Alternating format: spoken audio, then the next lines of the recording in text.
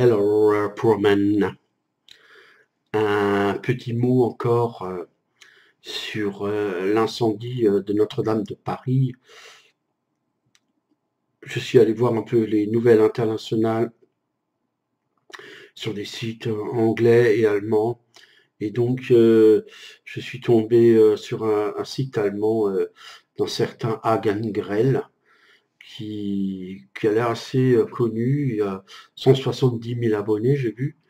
Et il explique qu'ils ont interviewé un certain Jörg Hess, un tailleur de pierre allemand qui a travaillé sur les cathédrales de Cologne et quelques autres depuis plusieurs décennies.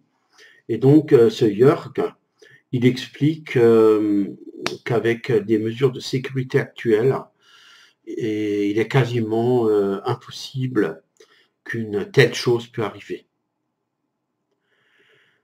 Donc, il explique que les gens sont formés à la sécurité et surtout les gens qui ont à souder. C'est quelque chose de tellement délicat que et les gens ne soudent pas comme ça. Ils montent pas à 18 ans et ils soudent et ce sont en général des gens très expérimentés, très formés. Ce sont des compagnons. Et les compagnons sont extrêmement méticuleux et ce sont de très bons professionnels. Donc voilà, première chose. Alors après, il a interviewé une certaine Regina Hartkopf, et une architecte des bâtiments allemands, spécialiste des cathédrales. Et Regina explique qu'une charpente âgée de plusieurs centaines d'années, eh bien, elle développe une sorte de protection. Le bois est certes très sec, mais autour, il a durci et il est très difficile de le rendre inflammable.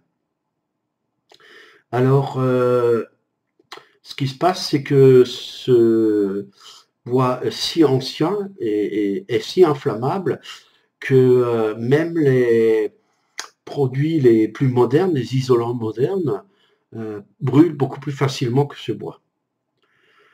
Donc, qu'est-ce que vous voulez dire? Comme je disais, il est très facile un échafaudage, il repose forcément sur la terre. Il est très facile de monter sur un échafaudage. Souvent, il n'y a pas beaucoup de protection. Et comme c'est à l'extérieur, bon, il y a guère de caméras. Et vous montez dessus et soit vous vous planquez dans les combles, ce qui est faisable, et vous attendez, vous mettez le feu. Enfin, il y a différentes solutions. Alors, ce que dit Hagen Grell, je trouve c'est très intéressant. Il dit que on a une élite depuis la Seconde Guerre mondiale, ça on le sait.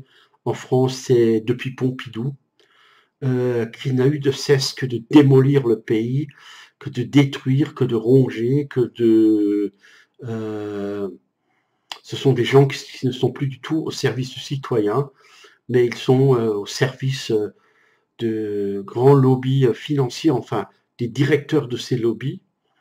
Et il y a un certain nombre de ces directeurs de lobby, on le sait, qui se sont voués au satanisme. Donc le satanisme, son ennemi principal à la surface de la Terre, c'est le catholicisme. Alors on aboutit à une propagande quotidienne de prêtres pédophiles et j'ai demandé à de nombreuses personnes si elles connaissaient un prêtre pédophile. Non, bien sûr que non. Et j'ai essayé de voir les statistiques. Je demande toujours aux gens qui me parlent de prêtres pédophiles, mais quelles sont les statistiques? Eh bien, personne n'a de statistiques. Combien est-ce qu'il y en a sur 100 prêtres ou sur 1000? Alors apparemment, il y en aurait 1 sur 1000. Donc il y a des personnes religieuses, il y en a 25 000 peut-être en France, 20 000.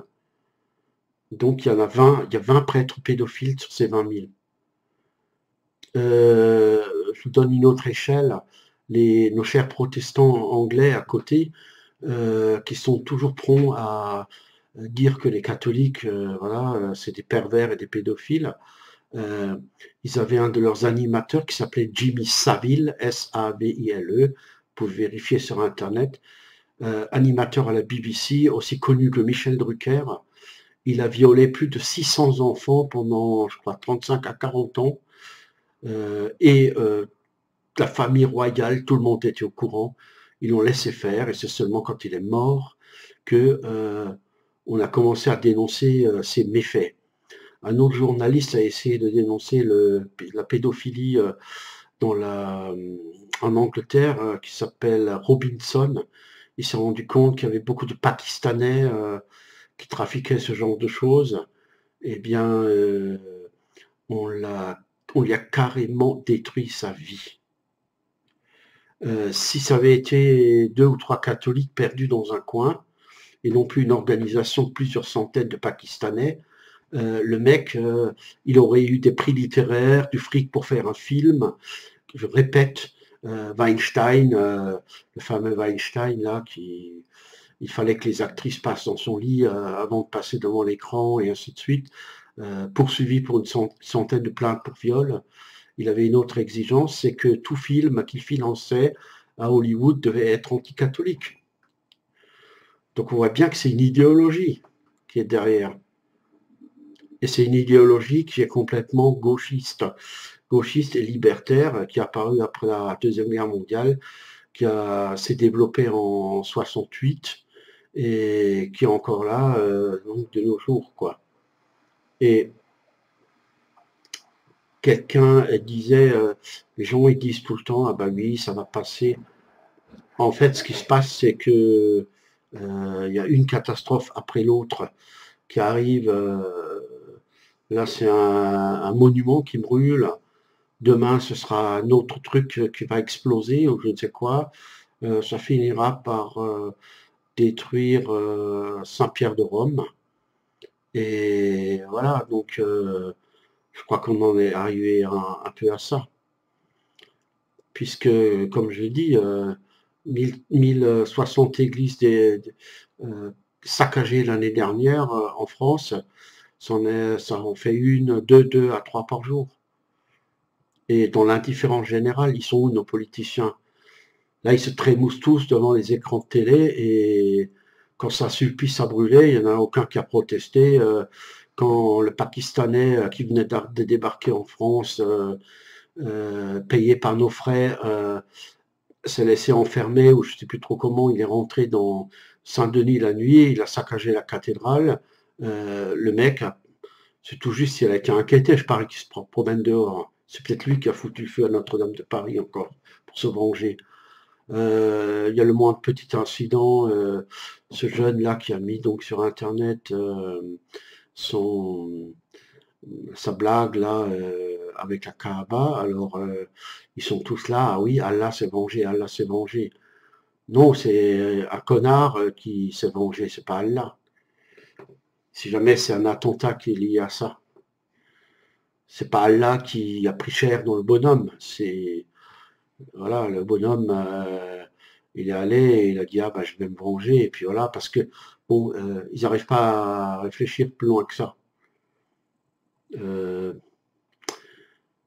Ils n'arrivent pas à, comment dire, il n'y a aucune réflexion. C'est, comment dire, c'est encore la vendetta qui a 300 ans en arrière ou 400 ans et tu m'as fait quelque chose, je me venge. Et après, si l'autre en face, il se venge pas, ben c'est pas un homme.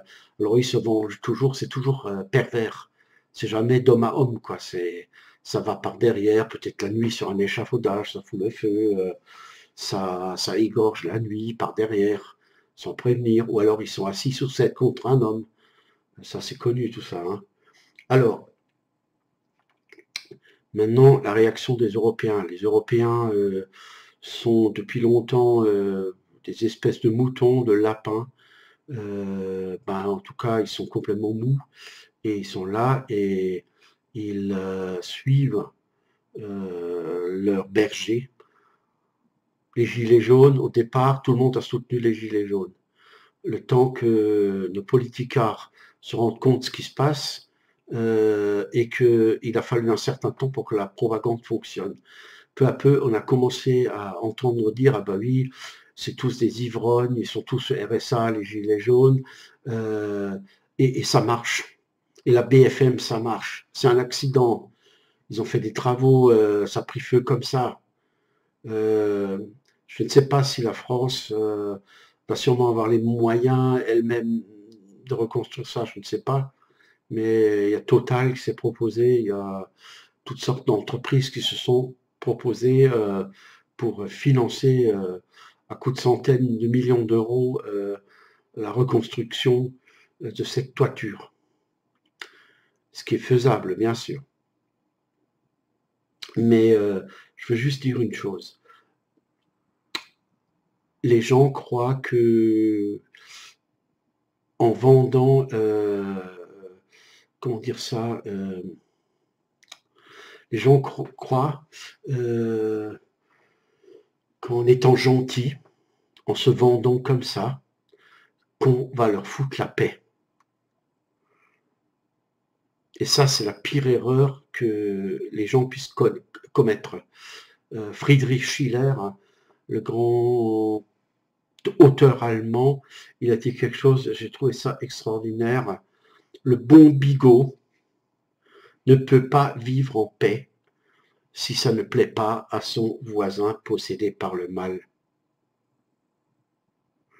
Et quand on voit les milliers d'églises qui sont saccagées, enfin le millier chaque année, mais depuis des années, des milliers, eh bien, comment dire, le voisin possédé par le mal, ben, il est pas loin du bigot. Il vit à côté de vous. Je peux vous garantir qu'il est en train de se réveiller, celui-là. Donc, comment il se réveille? Ben, quand vos gosses iront à l'école, peut-être dans quelques années, ils rentreront en pleurant, en disant: «Maman, Mohamed, il a dit que je puais le porc et le professeur, il a dit que c'était vrai». Parce que tout le monde est complice dans tout ça. Complice de complice. Et il n'y a personne qui se pose la question, par exemple, Erdogan, il fait construire des mosquées partout en France, là, et il n'y a pas une seule église, je crois, depuis 100 ans qui a été construite en Turquie.